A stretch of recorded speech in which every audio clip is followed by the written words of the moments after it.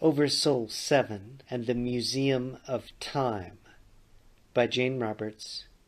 Read by Martin John. Chapter 4. Up and Down the Time Staircase. Of course, Seven realized the house had changed through the years since George I's time. For one thing, there were 2 watermarks indicated by small gold plaques showing how far up the walls the water had risen in the floods of 1948 and 1972.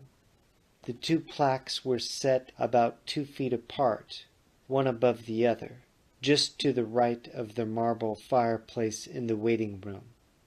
In the first George's time, this had been a parlor and the fireplace had been workable. Now it just sat, elegant but useless, a decoration. Above it was an innocuous still life of flowers. OverSoul 7 grimaced at it and looked out of the narrow floor-to-ceiling front windows. Set right before them were huge pots of plants that instantly took Seven's attention.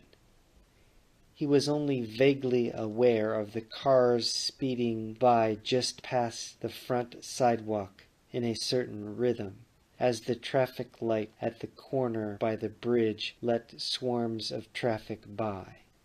Then there was a pause until the light turned green again. The house was built of the sturdiest red brick, so that even on this warm June day it was cool inside, and possibly the bricks muffled the traffic sounds, even though a window was open. In any case, it was during one of the pauses in traffic that OverSoul 7 suddenly realized that something was wrong. Again.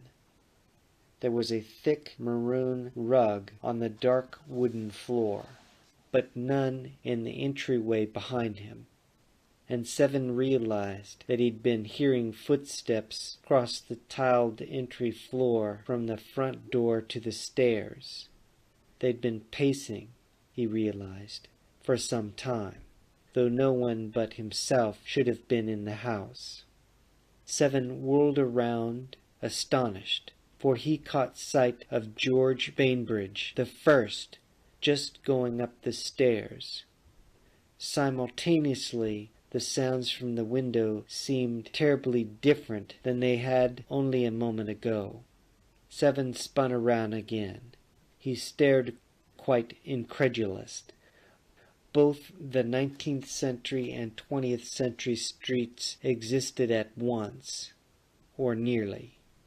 The automobiles were clearer than the horses and buggies, but only by a hair.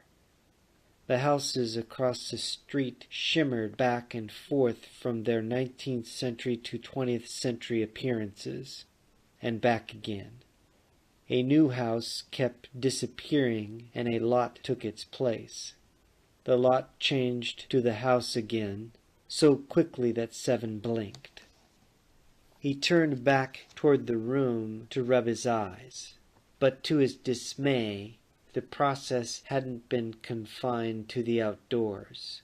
Objects from the 19th century drawing room kept appearing in the waiting room. Or rather, the waiting room kept turning into the drawing room. One mohair chair suddenly appeared, bumping Seven in the knee. He leapt back. A huge fern sprang up in the far corner.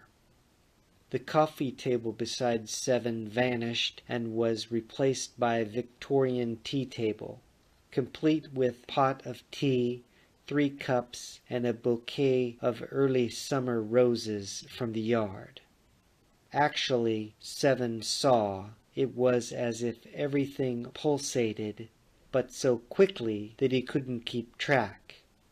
Everything shimmered and vanished, but not before a second group of objects already began to appear. He stared and squinted. There was no time where there was nothing, but always at least the indication of an appearing or disappearing object. So when the roses appeared again, 7 grabbed the vase and held it to see what would happen. It wasn't a very bright move, he said later to Cypress, who agreed, because the vase and flowers trembled, shook, shimmered, and so did everything else in the entire room. Then, as if the room had made up its mind, the vase and the roses settled down to be themselves.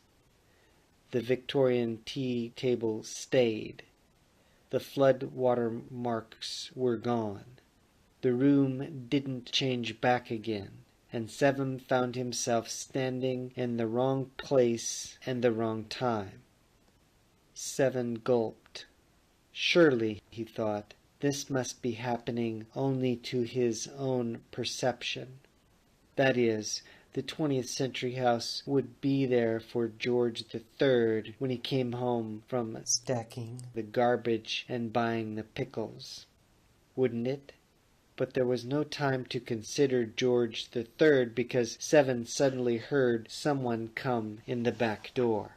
And anyone who came in that door would find him, physical body and all, where he didn't belong. In his consternation, 7 dropped the vase. It crashed into pieces on the floor. In a flash, OverSoul 7 rushed to the stairs, running on tiptoe as quickly and quietly as possible, heading for George I's private attic study. 7's heart was pounding. He was sweating. He thought at any moment someone would come out of the bedroom to see him racing down the dark hall of the 2nd story. It surprised him that a body could move so fast, but he was panting by the time he reached the door to the attic steps. He opened it, overcome by relief, and stood resting against it on the other side. It was then that he heard George I laughing. 7 was all ready to go through the door to George's study when he remembered that he had a real body, even if it was in the wrong time. He lifted his hand to knock at the door, then just stood there, pondering. George probably wouldn't let him in, and worse, he wouldn't recognize him because when they met before, 7 was in a wise old man image. "Oh, ha, ha!" The sounds from the closed door drove 7 to distraction. He had to talk to George and find out what the connection was between his sniffing gas and the time changes. And then the solution came, he told Cypress later. I saw the closet, and from then on I knew what to do. 7 went quickly into a small closet to the left of George's door, sat his body nicely down, hidden out of the way, and then, pleased with his resourcefulness, he just left his body, took an astral image of a wise old man, and walked through George's door. George Bainbridge I giggled slightly and said, "So you've come back. Here, have a sniff. I've made the most outstanding discovery." "How come you always see my astral form when you're sniffing gas?" 7 demanded. "And what have you been up to? I just saw you downstairs a few minutes ago, and—" "Hush, hush, hush now," George said. Then in a happy sing-song voice he went on, I saw the future. I saw this house in the future. I even saw a book on dentistry that's in the library where it can't be, of course. But it is." "Well, it won't be there for you now," 7 replied glumly. "We're back in your time now. What did you do to make it happen?" "I'm supposed to be in the other time, the future one." "Sounds a problem," George said, in the same sing-song voice. "That is, I haven't the faintest inkling of how or why it all happened. Really worried now, Seven sat down on the cot beside George. The late afternoon sunlight filtered through the lace curtains and glinted here and there on the rose petal pattern of the wallpaper. The carriage house door had been left open, and the carriage was gone. The maple trees were full of singing birds. The white doily on George's old bureau moved gently at the edge by the window as the soft breeze blew in. George lifted the small canister, took another sniff of gas, and said dreamily, "I hardly ever get to come up here during the day, but several patients canceled their appointments. Ah, how lovely! A day in June it is." His mustache quivered, his brown eyes smiled fondly at Seven, and he snapped his suspender straps gently back and forth. "Whoever you are, welcome again and again," he muttered. And Seven thought, the carriage was gone from the carriage house, just as George's the third car was gone from the garage. Did that mean that George was still at the store? "I'm going to write down the name of the book I saw, too," the George beside him said. "It will prove that I was in the future somehow. Maybe I'll even inform that personage, William James, about my story." "You can't prove anything," Seven said crossly. "The book won't be discovered in your time by others." As soon as he said this, Seven figuratively bit his tongue, because George's eyes suddenly glistened. "You're right," he said. "I'll have to steal it somehow and bring it back with me. If the time change happens again, that's what I'll do."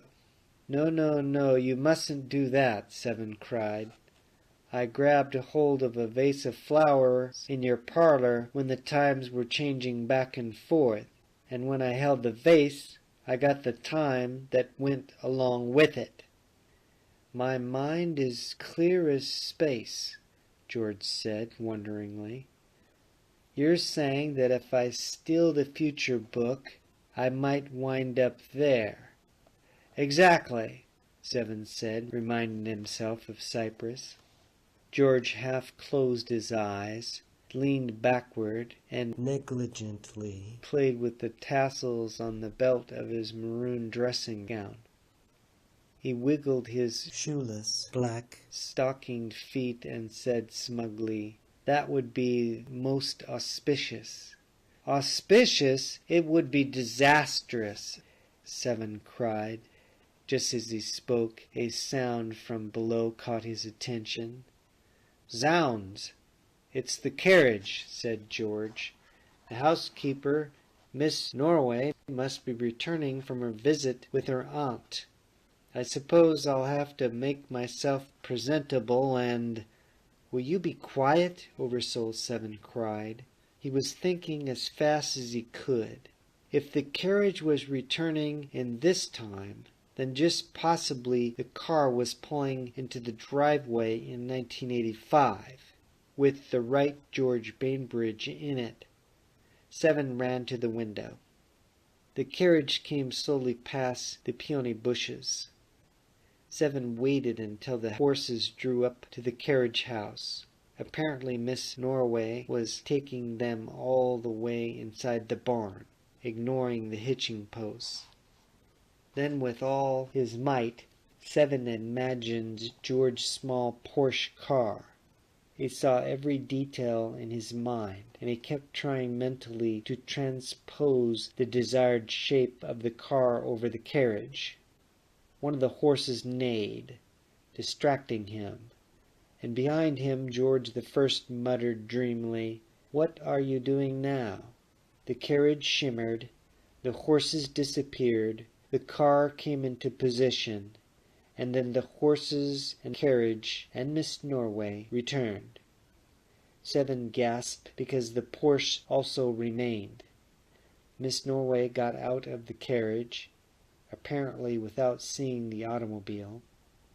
George Bainbridge leapt out of his car, slammed the door, started whistling, and ambled up the sidewalk. And then both he and Miss Norway went in the back door. Seven didn't know what to do. Beside him, George the First stood up, straightened out his dressing gown, and shoved the gas canister under his cot. When he turned around, Seven was gone. George shook his head, said, "Zounds," beneath his breath, and thought there was no telling how long the effects of sniffing lasted. Seven was afraid to go out into the hall. He hoped against hope that when he left George's study, somehow he'd be back in the 20th century house. No such luck, he thought, finding the hall as it had been before. He stepped into the small closet where his body was sleeping comfortably. He dove into his body as quickly as he could, even though several questions instantly came to mind. Who would see his body, for example? If Miss Norway saw him in the 19th century house, well, he was in trouble. He reeked of 20th century, decked out as he was in a summer polyester suit whose style and material would be quite strange to her, to say nothing of the digital watch. A nice touch, he thought, though that at least he could hide in his pocket. He couldn't change into either of George's clothes because both George's were short and pudgy for the body Seven had decided upon. While he was thinking about all this, OverSoul 7 very gingerly walked down the stairs to the second floor, which was still 19th century. And then, with his heart in his throat, he started down the front stairs that came out in the front entry. Or suppose George the Third saw him, Seven wondered. Then that would mean that George would experience the house in the past as Seven was, didn't it? Or, he shuddered, suppose both George the Third and Miss Norway saw him simultaneously. Or suppose he stepped onto the slate floor of the entryway. At the same time, both Miss Norway and George the Third approached, though the room itself was solid 19th century.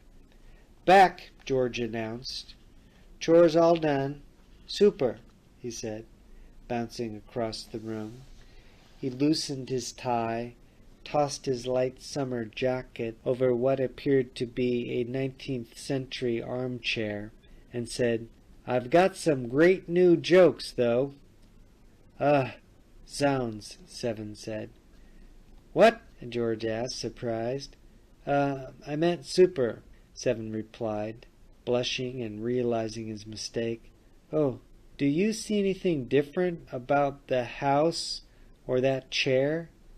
Seven felt dizzy as he spoke to George, who obviously saw him. Miss Norway, who obviously saw neither Seven nor George, was bending over the broken vase on the rug and murmuring, "Now how did that happen?" Seven closed his eyes a moment in true despair. "What's wrong with the chair?" "Looks okay to me," George said. "Everything looks okay to me. It's been a super day, garbage or no garbage." He grinned at Seven, sat down in the mohair chair, as far as Seven was concerned, and said, "Well, what have you been up to?"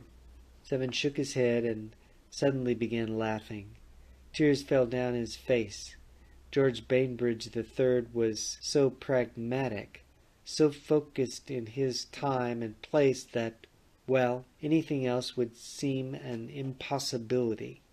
And as Seven laughed, A part of his consciousness merged momentarily with George's, and through George's eyes, 7 saw the 20th century room, just as it had always been as far as George was concerned. And in that instant, George III unknowingly endeared himself to 7 forever after. "What's so funny?" George asked, beginning to laugh too. "Is there egg on my face or something? Did you sniff some laughing gas from my canister?" 7 laughed louder. Here was the down-to-earth George in the present, perceiving his usual environment, come hell or high water, while upstairs and 95 years away, his grandfather couldn't even begin to keep his times straight. "I don't know," 7 gasped. "You made me laugh. Something you said or didn't say." As George's face broke into a new cheerful grin, Miss Norway vanished. The tea table disappeared, and 7 was back in George's 20th century, where he belonged. In Chapter 4, Peace, Light, and Love. Aloha.